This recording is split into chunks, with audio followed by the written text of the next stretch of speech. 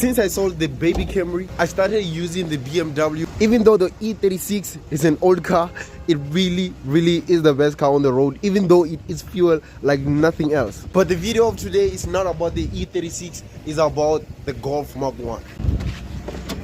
Since majority of you guys decided that I should paint the whole car because it's going to be 2 colors and it won't look good, I decided to take all the amount that I have in my bank account and give it to Ruby so that he could paint the car. Hopefully everything will go as planned, because yesterday we started preparing the car for paint and the paint that I want is really difficult to get. So now let's head to the workshop and see how far Ruby's at. When I got to the workshop, found that they were still preparing the car for paint, and at this point I was thinking about putting the engine back in the car so that when they finish painting it, we are done with everything. The next thing that we're going to do is put the engine in, then push the dashboard in. We decided to fit the engine back on the car because there will be no need to paint in the engine bay because it's already been painted. The only thing that is left is to paint the whole car. Make sure that everything is connected and it's in the right position. Everything else aside, now it's time for paint. After preparing the car for paint, Ruby wasted no time and started painting the bumper, the doors, the bonnet, and the whole car. To be honest, it looks amazing. Tell me what you think in the comment section.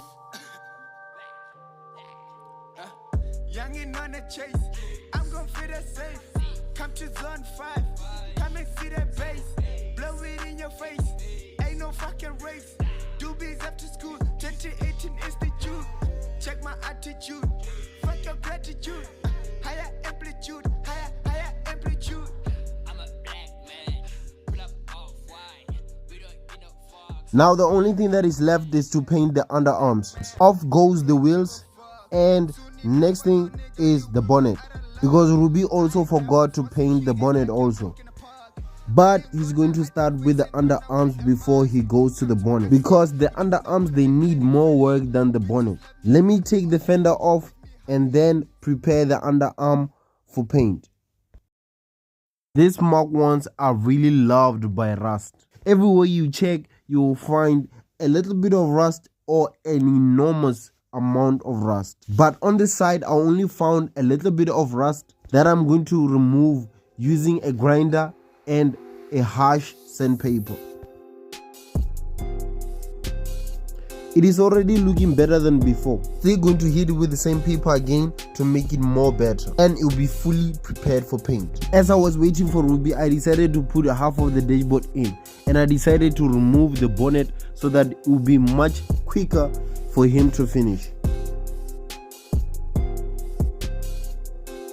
That bonnet really shows the difference between the colors, the color that I want and the color that I got. He came with the compressor and the spray gun and started painting the rear driver side underarm. Also painted the front passenger side and the rear passenger side. After painting the underarms, he's going to paint the bonnet, and everything looks to be okay. We got the bonnet painted, looking super fresh. I'm not gonna lie, anything looks good with the new paint. Now we have a little bit of a challenge, because on the underarms there's a lot of oversprays that Ruby neglected. But I think I'll be able to correct where mistakes were made, which will also give us more content. There's just one thing that is missing on the bonnet, and which is this lock thing. What I'm going to do is install it back and then move on to the next task.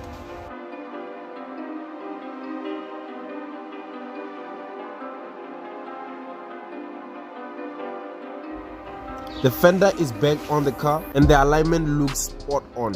And I cannot believe that I aligned it myself. Now that Ruby has completed majority of things that he needs to do, it's time for me to put everything back on the car and make sure that everything is correct. Now I'm going to start by fitting the wheels back on the car and fit the CV joint back on the gearbox. In order to install the CV joint, I had to remove the control arm. I also had to remove the shock from the knuckle so that the knuckle will have more space to move, and the CV joint will also have more space to move so that I'll be able to screw it back on the car or install it back on the car.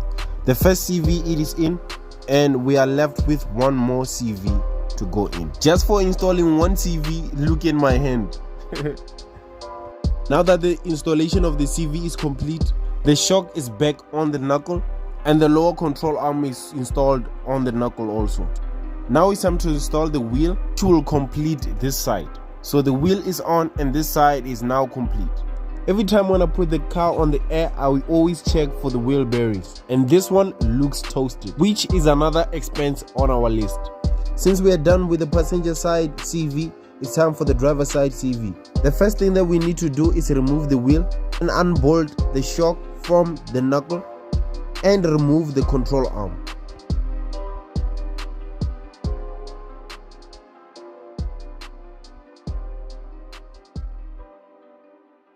After all of that, it's time to go under the car and bolt on the CV to the gearbox.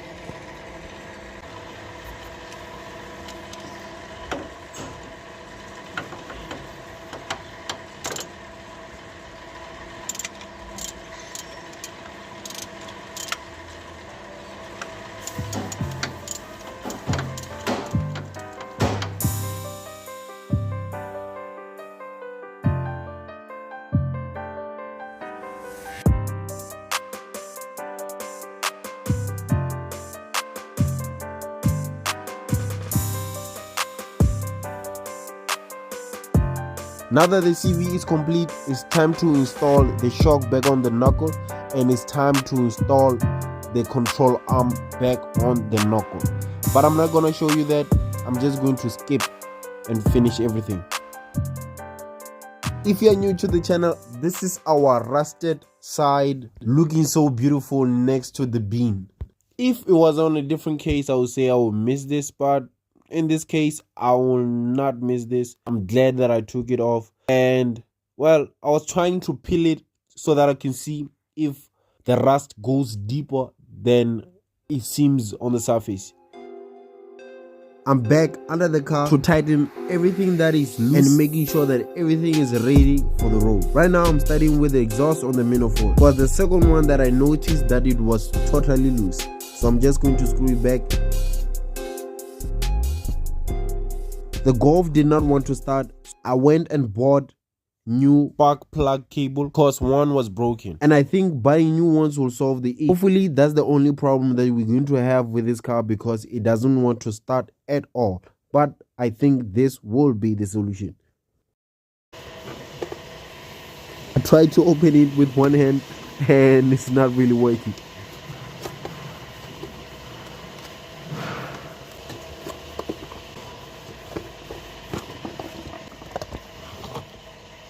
Here the new spark plug wires, fully it solves the issue. To start with the feed of the plug so that it could bring spark to the spark plug. Fingers crossed, I hope it works. Let me install the feed. Hopefully the car will start because I think it is missing a spark.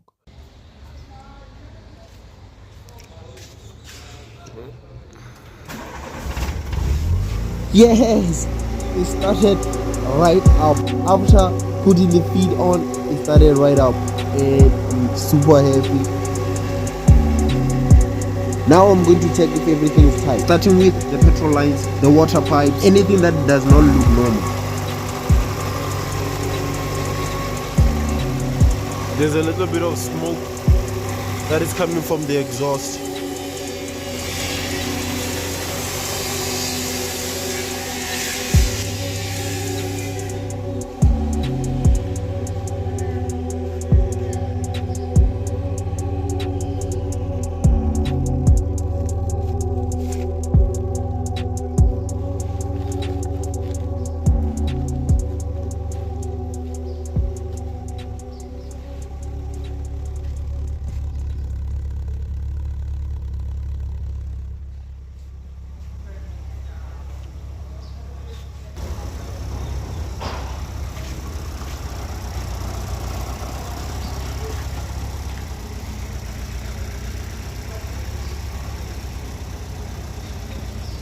Now it is time to install the bumper and the grille on the car. Now the car is fully complete. It's time for me to lower it down and take it home.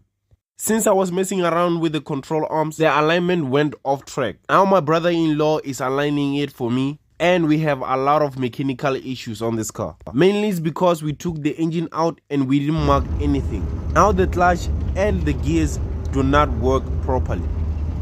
And I almost forgot, even the brake is not working. But we're going to send it anyway. One side of the brake is working and the driver's side does not work. Right now I'm going to use the e-brake as my brakes, and I'm going to be extremely careful.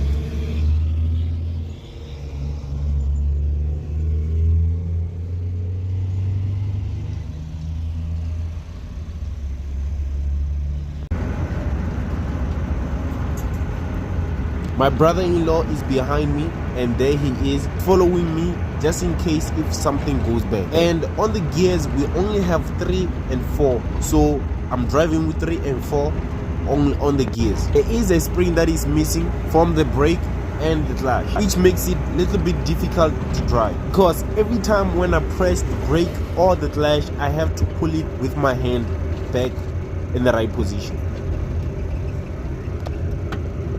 But for now, let's forget about all the problems and focus on the road going home.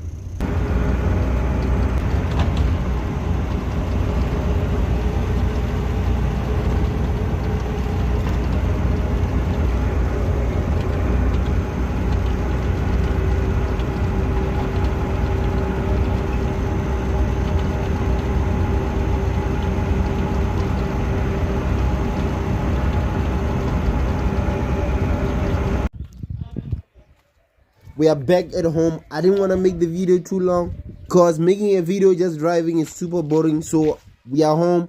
Now we can be able to revive the Golf and fix what has already been broken and what we have recently broke. I'm glad I made it home because we came here driving with no brakes. Still have a lot of things to do on this car, such as the wiring. All the wiring must be redone and everything else must also be redone. I wanted to do more on the car before I end the video, but I think I'm going to end the video here because the things that are needed on this car are now even more than before. So I'm still going to do a lot of things on this car, so I'm going to do it on the next video. If you are at this part of the video, you haven't subscribed, please hit that like button, hit that subscribe button, and I'll see you on the next one.